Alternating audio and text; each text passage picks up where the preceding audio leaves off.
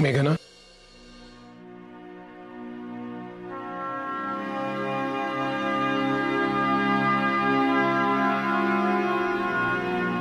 इकडे.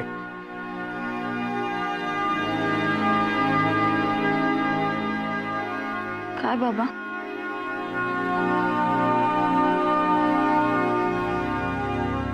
मेघना, पुन्हा असं करू नकोस.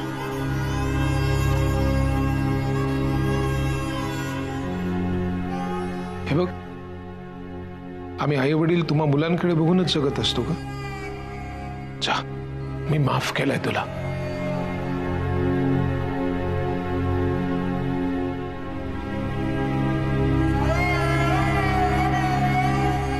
जा.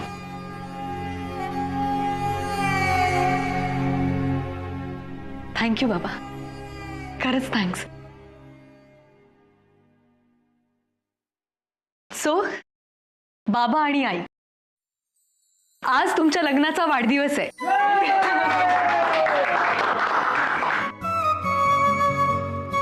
बाबा चला.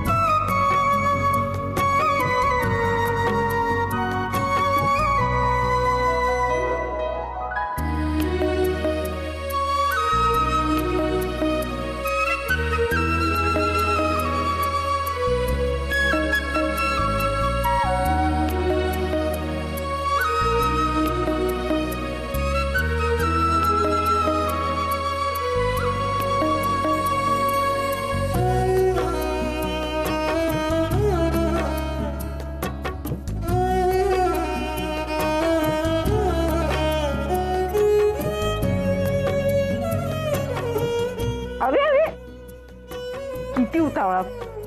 मला खायचं, तुम्ही खाऊ घातला का? लय भारी केक. हा, आजचा केक आणि सगळं जेवण आपल्या शमिकाने बनवलं बरं का? आपली शमिका.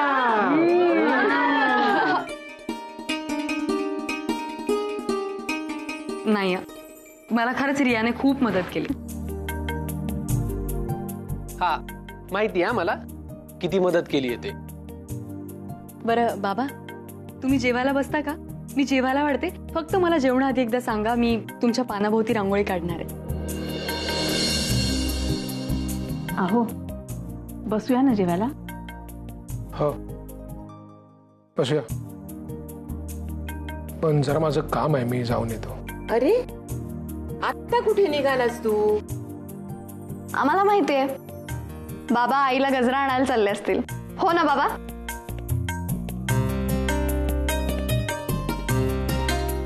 आलोच मी. लवकर ये रे.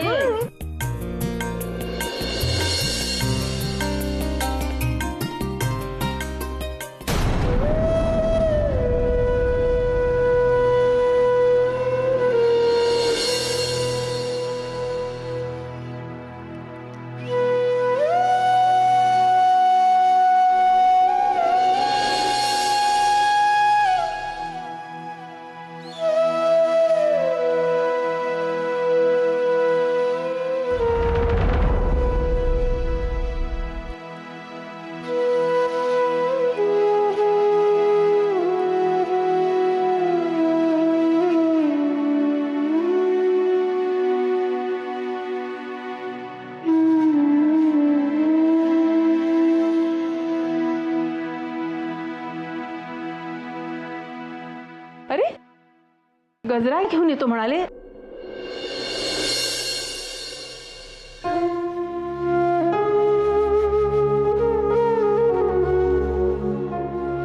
कुठे? गजरा तर इथेच आहे. आई हा? आई चला ना, जेवायला वाढते. बाबा कुठे आहे? अगं हे आले की आम्ही दोघं एकदमच बसू जेवायला. तुम्ही घ्या ना जेवण. हो पण आई, हा बाबांनी दिलेला टेप रेकॉर्डर आहे ना? कॅसेट का अशी ठेवली आहे? मी प्ले करून बघू का?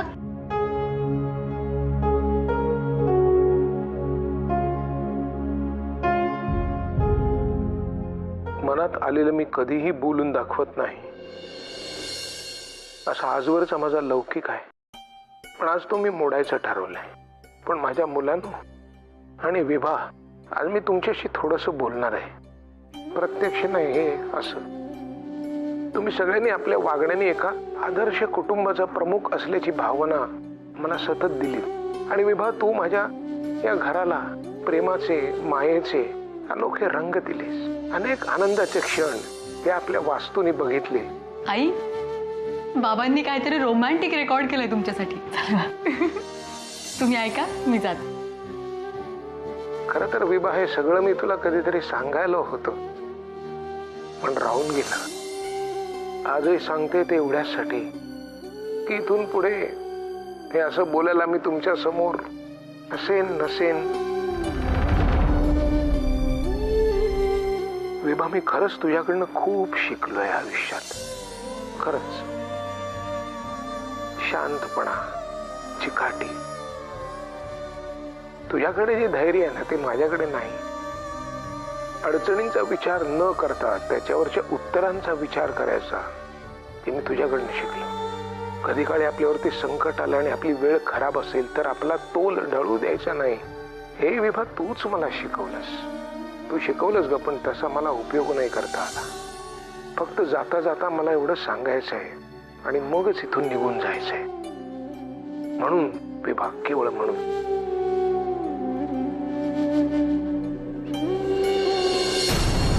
आई, आई,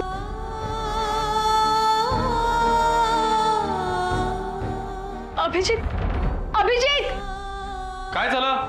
अभिजित, बाबा. ज्या मानाने मी या समाजात जगलो, तो मान आता या समाजाकडून मला परत मिळणार नाही विभा. आणि ही मानहानी मला सहन होत नाही. म्हणून मी इथून कुठेतरी दूर जायचं ठरवलंय. मी गेल्यानंतर रडू नकोस.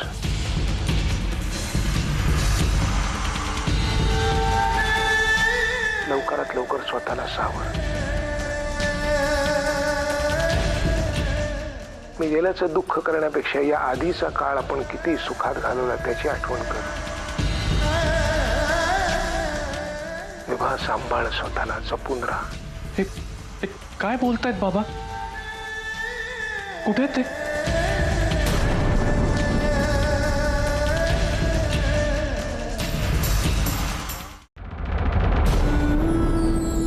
देवा,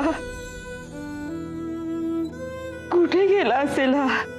काय लिहिलं या घराच्या नशिबात कोणाच ठाऊक. अगं, आजच्याच दिवशी हे घडावं का? अभि त्याने आपल्या जीवाचं काही बरं वाईट करून घेतलं नसेल ना रे?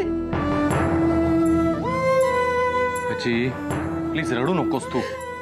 अरे काय डोकं बिकं फिरलंय का सुभाषचं? अरे काय चाललंय काय रे? अजी प्लीज शांत हो. शांतपणे विचार करूयात का बाबा कुठे गेले असतील याचा. हे बघ अभिजित, घरात बसून काही होणार नाहीये. आपल्याला बाहेर जायला पाहिजे. चल. अरे पण कुठे जाणार आहात? हा? कसे शोधणार आहात त्याला? हे काय रेवदंड आहे का? अरे हे मुंबई आहे, मुंबई एवढं मोठं शहर.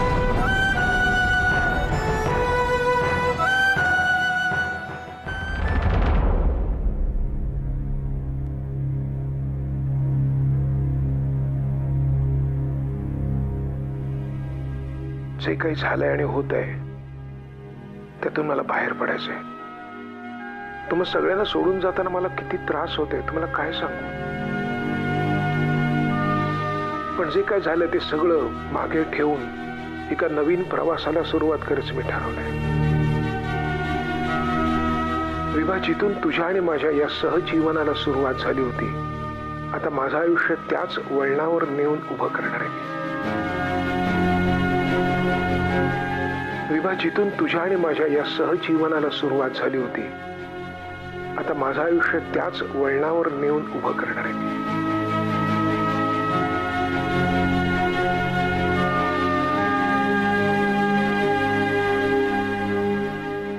चंद्या, आपण आधी बाहेर पडू आणि गरज पडली तर पोलिसांकडे जाऊया. अभि अभि एक मिनिट. अभि मला सांग, अशी कोणती जागा आहे जिथे आई आणि बाबा सगळ्यात पहिल्यांदा एकत्र भेटले? मे बी लग्नानंतर.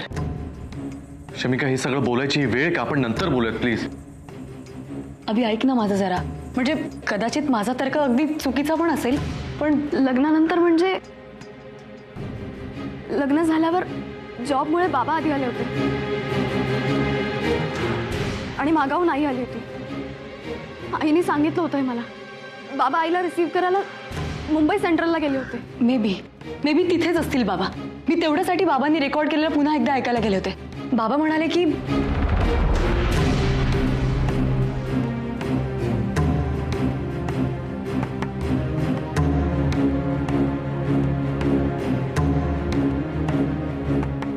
मे बी ते सहज बोलून गेले असतील, पण तरीही. म्हणजे तुला असं म्हणायचं की लग्न नाशिकला म्हणजे आमच्या आजोळी झालं होतं, बाबा तिकडे चालले असतील? नाही तसं नाही रे, पण मला वाटतं ते रेल्वे प्लॅटफॉर्म. चल तू चल. शमिका थँक्स, तू पण चल. माधुरी, आम्ही येईपर्यंत आजी आणि आईची काळजी घे. डोंट वरी. अभि, फक्त बाबा कुठेच कळलं की प्लीज फोन कर. करतो, काळजी करू नका. चल चल. दादा मी पण येते ना.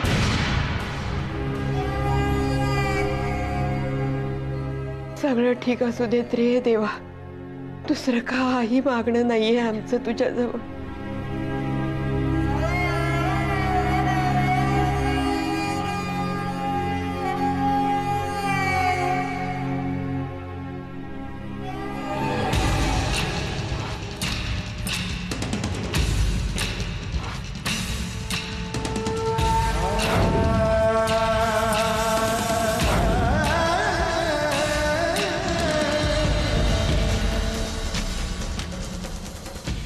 मोगऱ्याचा गजरा.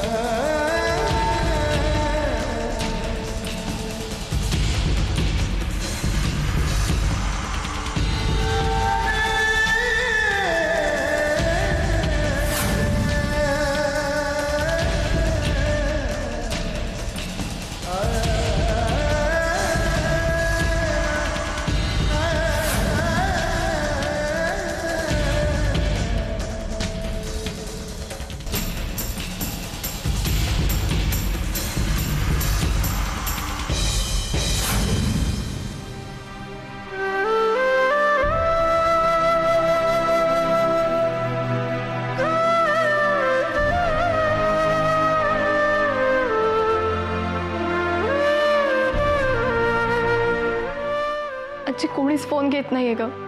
विपुल सुद्धा नाही.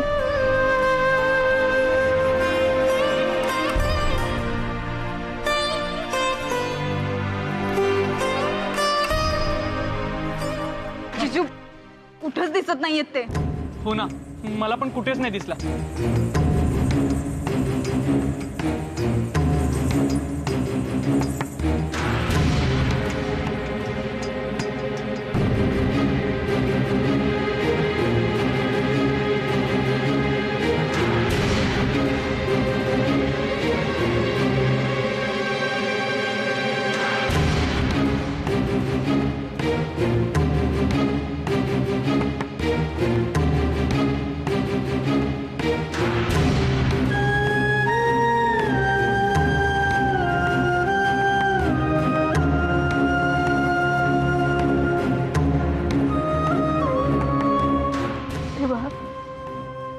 तेव्हा माझं माणूस परत येऊ दे.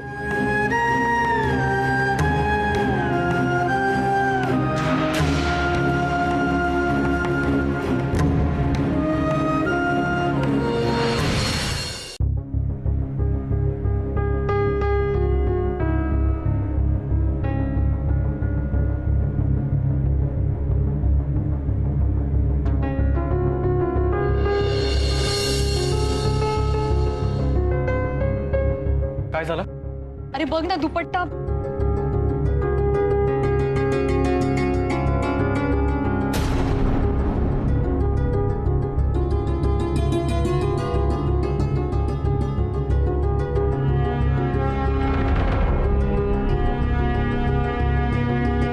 अभि, बाबा समोरच्या प्लॅटफॉर्मवर.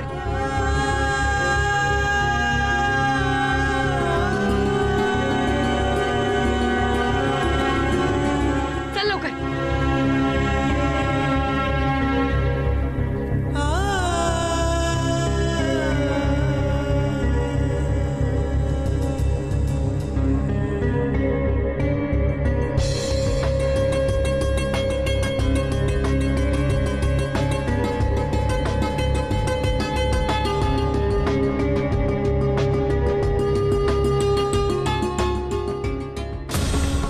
बाबा,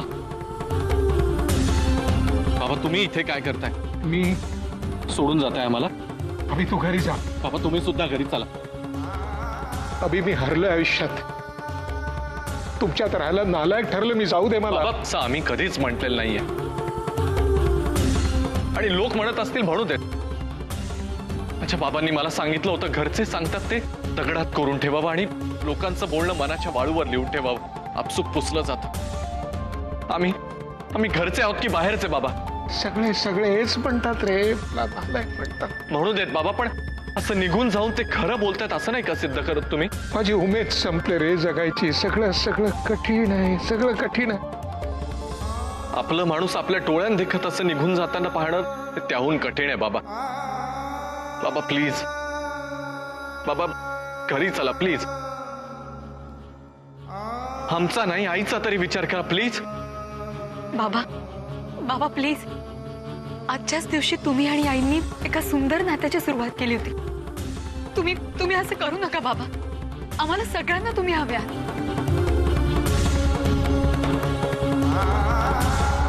नाही शमिका, मी लोकांची तोंड बंद करू शकत नाही आणि केलेला काळ फिरवू शकत नाही. काळ जर मागे नेता आला असता ना तर मी त्या दिवसापर्यंत नेला असता जेव्हा माझे बाबा मला सोडून गेले.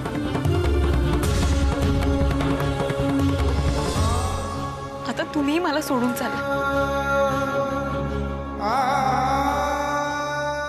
बाबा आम्हाला असं वाटतं की हा काळ पुढे जाऊच नाही. बाबा प्लीज तुम्ही जाऊ नका. माझं ऐका प्लीज.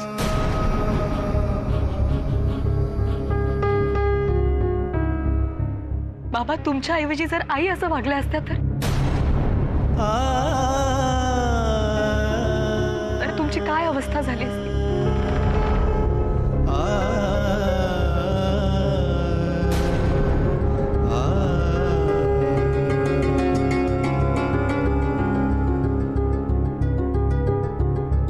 बाबा तुम्ही माझ्या चुकीची शिक्षा तुम्ही स्वतःला का देताय बाबा?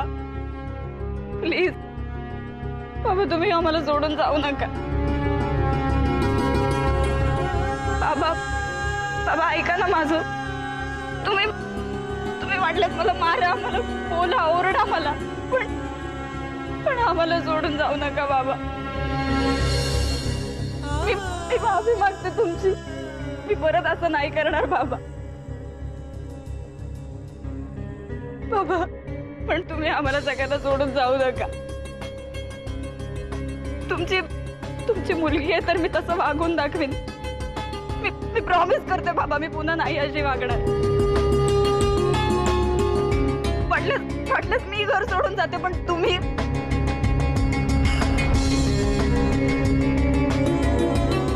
मुली आयुष्यात दोनदाच घर सोडतात बेटा.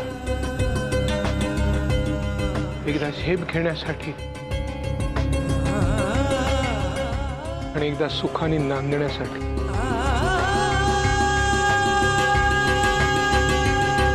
मी आधीच तुला जा म्हणून कसं सांगू ग?